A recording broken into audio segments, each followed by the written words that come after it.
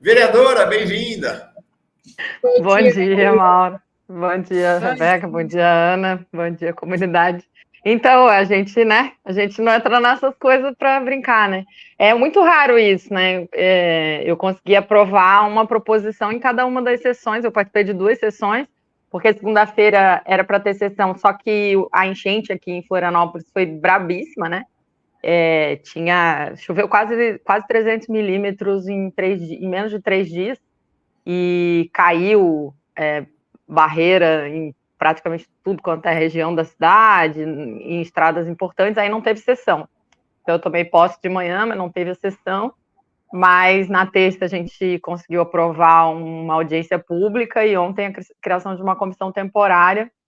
Então tá animado o negócio. Agora eu tenho, daqui a pouco, o ministro do transporte, que eu sou péssima de memória e me dei conta que acabou de sumiu o nome dele da minha mente, está aqui em Florianópolis inaugurando um trecho aqui de um descanso ali na região de Palhoça. Eu vou correr para lá daqui a pouco.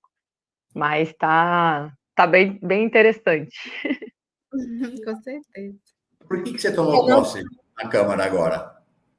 Então, o PT, ele tem uma indicação que não é estatutária, não é uma obrigação, mas é uma indicação, numa compreensão de que ninguém se elege sozinho. Aliás, é bom as pessoas entenderem isso, porque mesmo gente de esquerda não sabe disso, a gente vota no partido.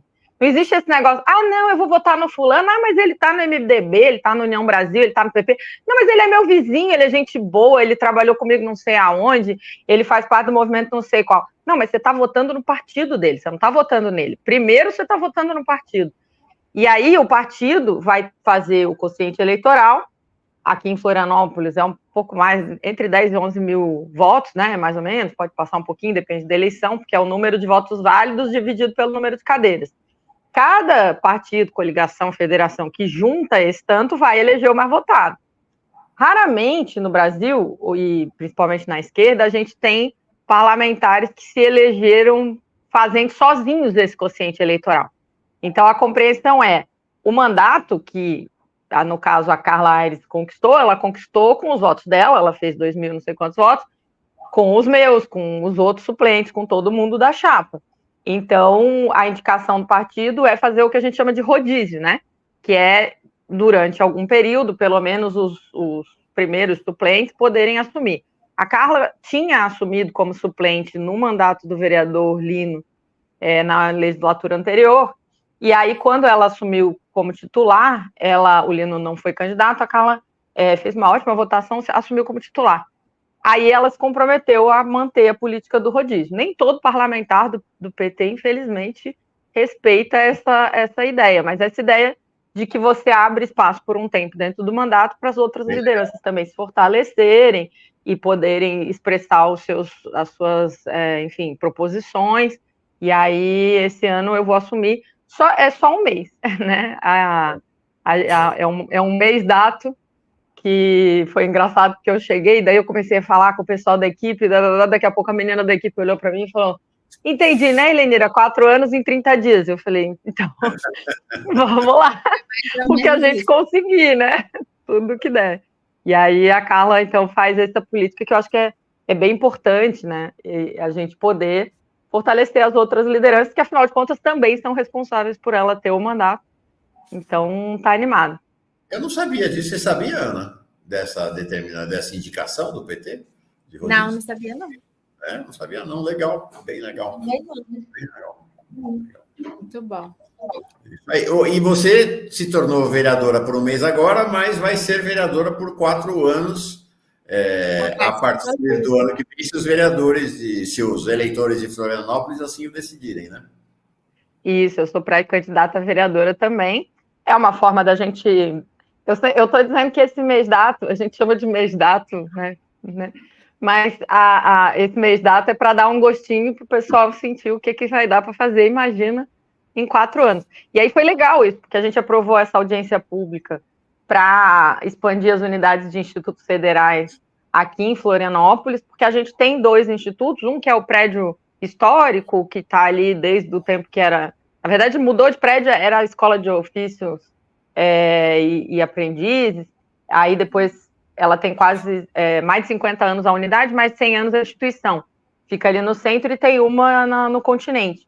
Mas a ilha é muito comprida, né? Ela tem mais de 60 quilômetros de comprimento e nas pontas, nos extremos, não tem. Como é uma cidade com muito problema de mobilidade, e você tem formas, isso é indutor de desenvolvimento. Então, a ideia é a gente fazer uma audiência pública para perguntar para a cidade se elas concordam com uma ideia que eu acho muito interessante, que é de botar unidades no norte e no sul da ilha para a gente conseguir atender comunidades pobres. A do sul é uma das que tem o IDH mais baixo da cidade, porque sim, há pobreza em Florianópolis e não é pouco.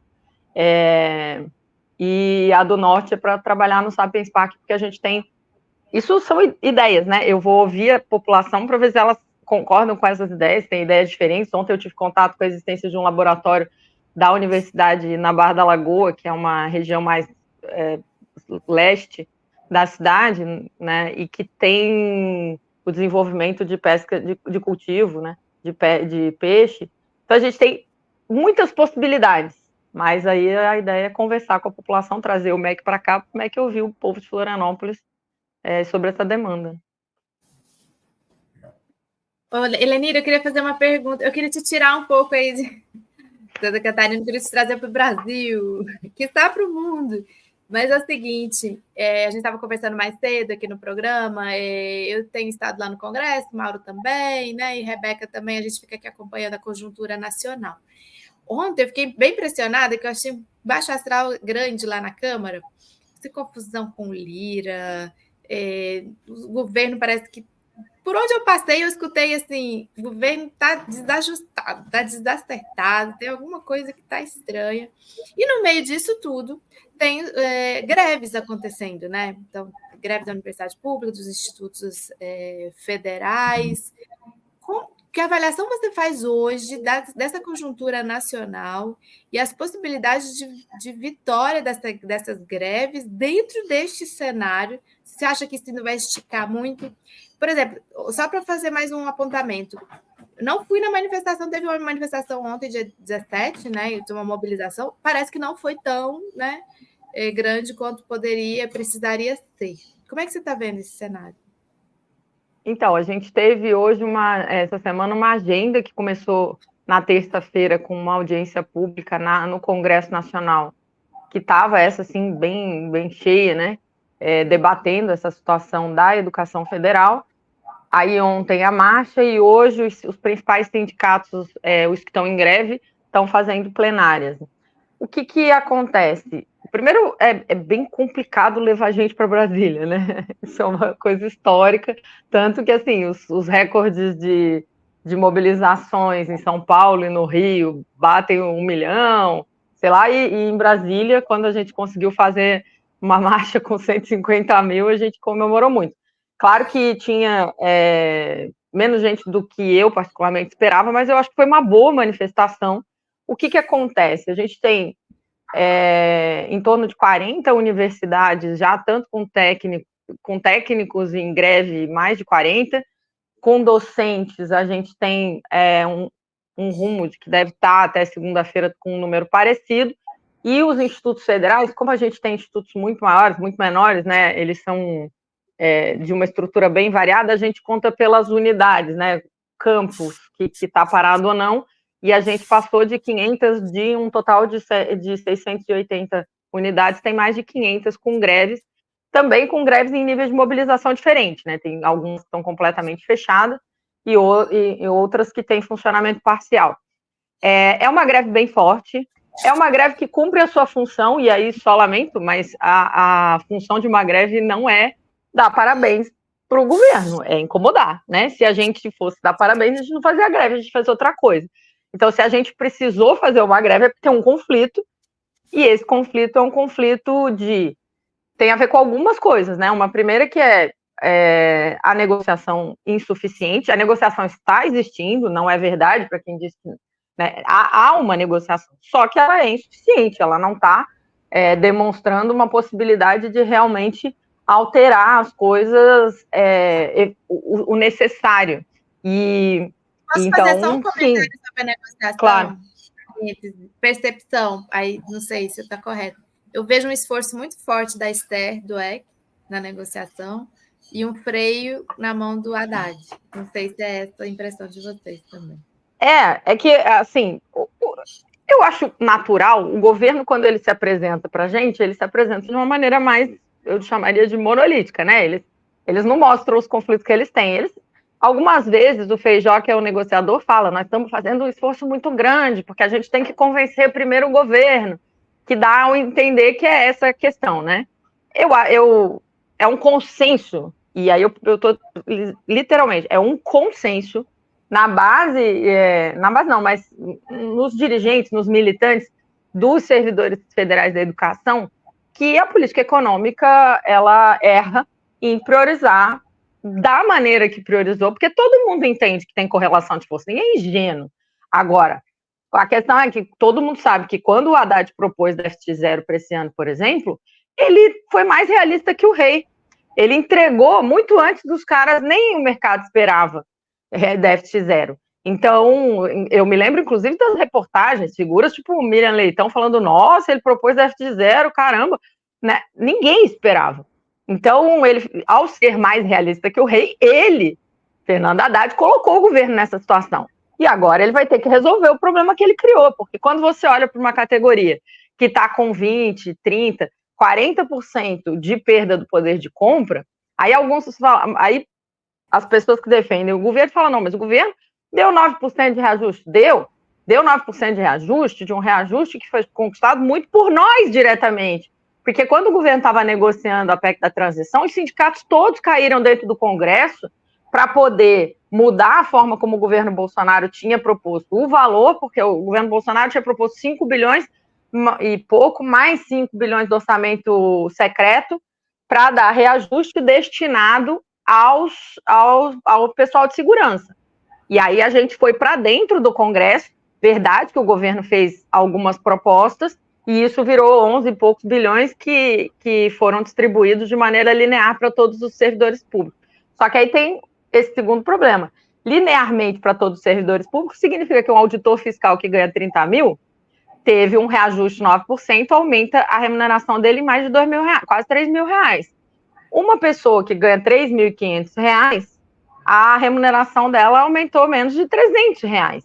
E aí, efetivamente, quem tem um salário de R$3.000 sentiu uma inflação do período Paulo Guedes, que promovia a inflação para os pobres, que promovia a fome e o desemprego, que era uma inflação de tarifa básica que ninguém tem como correr, tipo luz e combustível, e de alimentos.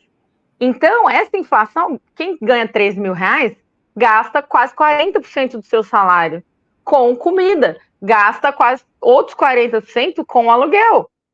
Então, não resolve, né? Ah, mas aí o governo deu um aumento lá de R$200 no Vale Alimentação. Verdade. Isso muda, né? Porque para quem ganhou 300 no salário, R$200 é um monte, né?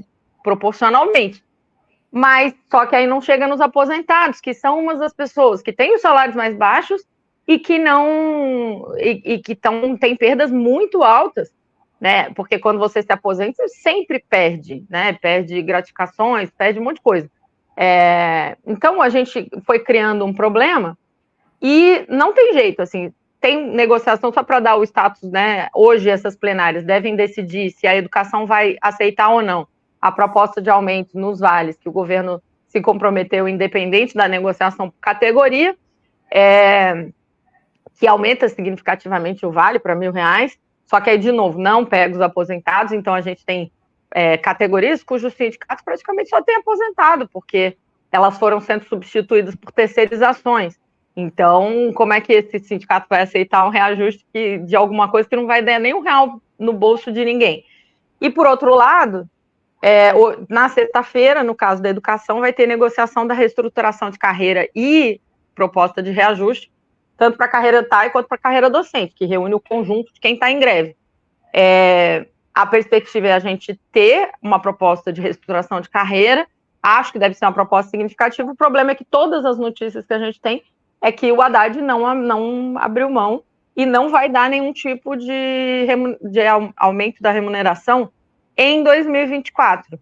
E assim, eu não conheço, pode ser que mude, tá? Eu sou uma pessoa eu sou sindicalista há mais ou menos uns 18 ou 20 anos, eu não conheço greve que termine para você, né, com o compromisso de você receber alguma coisa dali a 8 meses. Eu não conheço.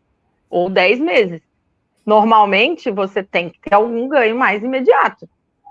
E aí, se a proposta vier, e eu espero estar errada, tá? Vamos supor que todas as informações que eu recebi estão erradas.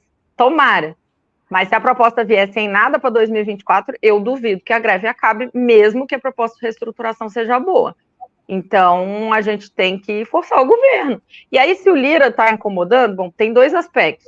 Desculpa que eu já falei demais, mas só para... Um é o seguinte, sim, os patrões, os empresários, os banqueiros estão pressionando o governo. Aí o que eu escuto a gente tem que proteger o governo. Não, gente, a gente precisa pressionar o governo do ponto de vista dos trabalhadores. Porque senão só um lado berra, só um lado ganha, sabe? Quem não chora não mama. E segundo, o seguinte, o governo tinha condições, toda vez, 100% das vezes, uma greve podia ser evitada pelo patrão ou pelo governo. 100% das vezes. Era ter negociado, eles sabiam o que estava acontecendo. Nós estamos negociando com eles essas questões desde julho do ano passado. E aí dizer que nós não tivemos paciência, que nós não demos tempo, desde julho do ano passado, para a greve começar em março desse ano, no caso dos técnicos das universidades, e em abril, no caso de nós, dos institutos e os docentes. Oi, Helenira. Exatamente isso que você está dialogando. Eu sou servidora pública, diz a Sandra Nunes, mas penso que greve e o abril vermelho do MST, né, que, por sinal, eu dei uma informação equivocada aqui, né? Eu falei que o MST tinha ficado satisfeito com o programa de reforma agrária do governo e ia parar o abril vermelho. Não, tudo errado. Vi uma entrevista com o Sted, ele detonando o projeto do governo, está bravíssimo, e não parou nada do abril vermelho, está continuando. Mas aí ela diz isso, né? Greve e abril vermelho é dar pirulito para a extrema-direita e emparedar o presidente Lula. Eu tenho dito isso, né, gente? As pessoas acham que a análise de correlação de forças só vale para o governo.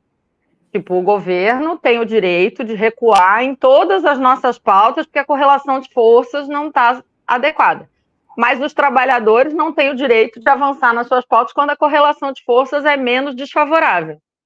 Isso, primeiro, é um raciocínio de direita. Não existe. As pessoas fazem uma comparação que não faz sentido. Uma coisa é uma manifestação que começa com 20 centavos, que vai tocada pela classe média e que em determinado momento é capturada pela direita com pautas absolutamente fluidas e não claras, sem uma direção de movimento, sem tradição de mobilização, que era aquelas coisas do eu quero educação padrão FIFA, contra a corrupção e contra a PEC 37, sei lá o quê. Isso a direita tem condições de capturar. Greve é greve, gente. A única vez que uma coisa parecida com greve é tocada pela direita é um negócio chamado lockout. É quando os patrões olham para os trabalhadores e dizem: vocês estão proibidos de trabalhar e vocês têm que fingir que vocês que querem isso. Senão eu demito todo mundo. Isso é proibido por lei e chama lockout. Isso é outra coisa. Não é o que está acontecendo. Nós somos os trabalhadores e as trabalhadoras. E a obrigação de classe trabalhadora é apoiar a classe trabalhadora em luta. Vou eu agora dizer para o MST que eles devem ou não devem fazer? E, de novo, isso é uma leitura errada da conjuntura. Se a gente não pressiona o governo do nosso lado, o lado de lá vai arrancar tudo. Somos nós que temos que cobrar. E as pessoas falam assim, mas tem que ter uma mobilização de apoio do governo. Vocês repararam que a gente chamou várias, elas não enchem? Ninguém vai lá? O que constrói mobilização efetiva da classe trabalhadora, inclusive para derrotar o fascismo, é a mobilização efetiva da classe trabalhadora nas suas pautas como classe trabalhadora. Não tem esse negócio de vai organizar defesa da democracia, diretas já. Como que construiu as grandes passeatas da diretas já? Elas começaram com o quê? Foi com greve de trabalhadores. Nossa, que descoberta! Né?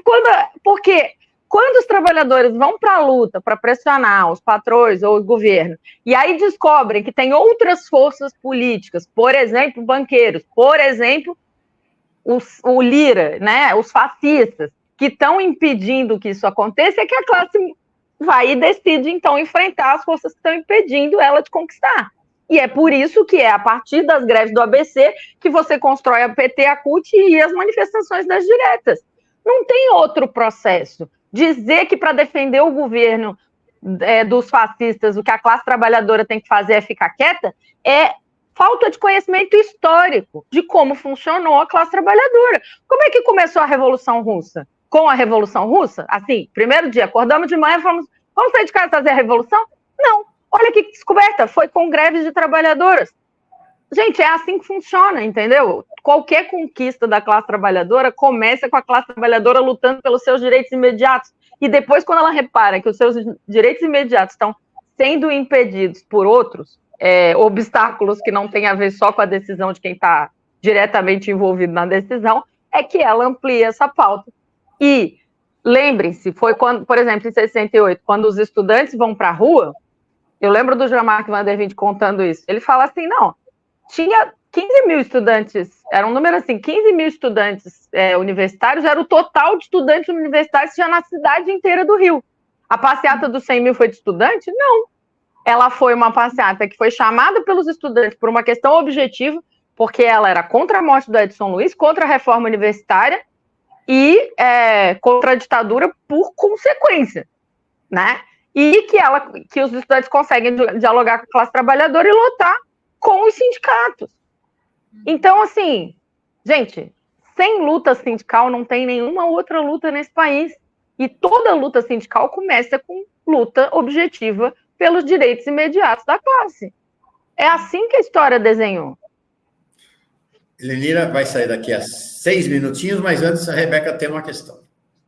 Isso, Helenira. Para a gente finalizar, vou trazer você agora para São Paulo. Eu queria muito ouvir sua opinião, você que é professora que é da área, sobre essa medida do governo paulista, do governo aqui de São Paulo, de utilizar inteligência artificial para aprimorar conteúdos digitais nas escolas estaduais.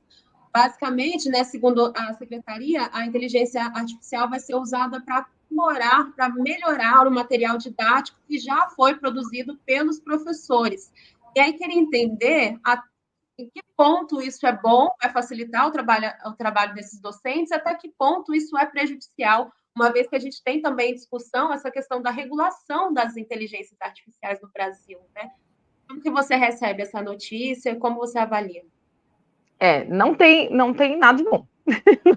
E eu não sou contra a tecnologia, o problema não é esse, né? Eu sou professora de matemática, adoro tecnologia, trabalho no Instituto de Tecnologia. A questão não é a tecnologia. A questão é que a tecnologia é uma desculpa esfarrapada para precarizar ainda mais um trabalho que está ultra precarizado. Existem 90 professores. Lembra quando o Feder e o Tarcísio disseram que não queriam os livros do PNLD, do Plano Nacional de Livro Didático?